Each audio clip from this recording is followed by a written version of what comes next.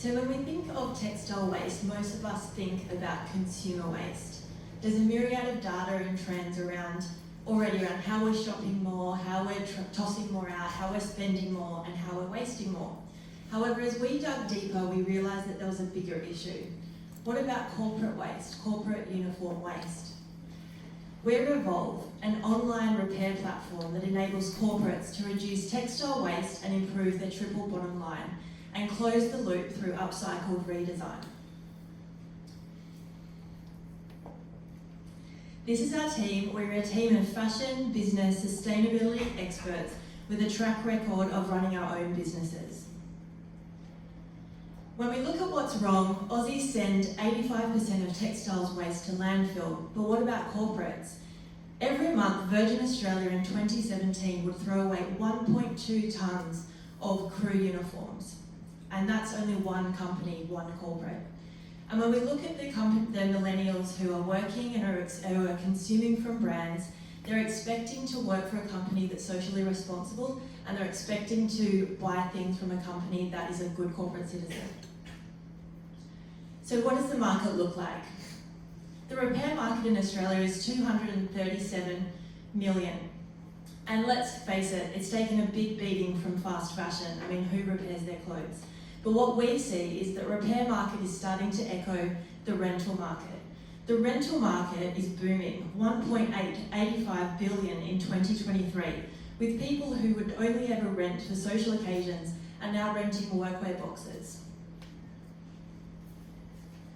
As far as workers wearing uniforms, half of Australia's population that are working has to wear a corporate uniform, and therefore there's a lot of people needing to repair those. So what does our circular model look like? Our businesses or individuals send back repaired bundles to be repaired. We send them back to either the corporates or the individuals. Businesses can then donate at the end of life their corporate uniforms, which are then upcycled by emerging designers, fashion students, refugees and Indigenous Australians. Finally, all offcuts that we use are repurposed into new products like furniture, taking out polyester from the supply chain. And when clothes and furniture are finished, we take them back for free, completely closing the loop with our delivery partner that's carbon offset. What we found is that 78% of people have something in their wardrobe that they want repaired. They would use an online repair service. The market is 237 and growing, and corporate repairs is $94.8 million. So our business model is a subscription service, a standard.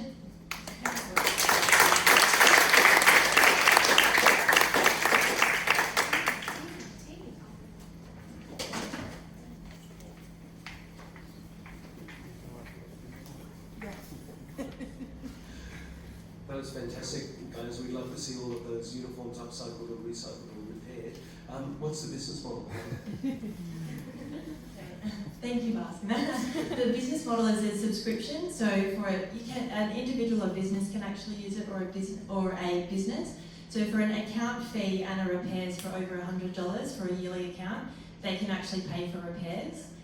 And then the second thing is, once we get back the free uniforms, we actually sell the corporate wear upcycled onto our online store and increase the value of those items to a designer, Australian connected cultural item. Hi.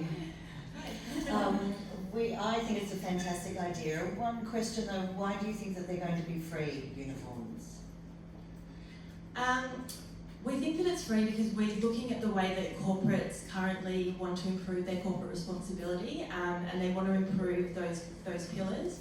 They're currently doing that. Virgin Australia is currently converting their uniforms into recycled toys, and it's already a free program. You'll find though that I think, and this is the exciting thing about circular economy, is that it has to be a business model that is also going to be financially self-sustainable. So to offer a payment essentially for those resources that you are getting, which is the uniform, I think would be a better model. So the company will actually see that kickback, whether it be somewhere along the circular chain.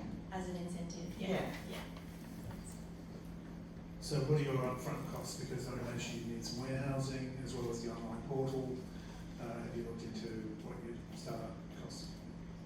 Yeah, so our upfront costs would be delivering the MVP, so from a development point of view, also human resourcing in terms of repair and upcycling, and then warehousing as well. So what do you need to get started?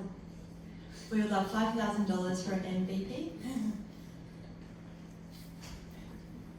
Well, that's an easy answer. So I wanted to know a little bit more about what you would do to upcycle for designers and fashion. So what we were thinking of giving an opportunity for emerging young designers or designer students who just don't have that experience quite yet to make it as a standalone profession, and can also give them a source of revenue and improve their skills.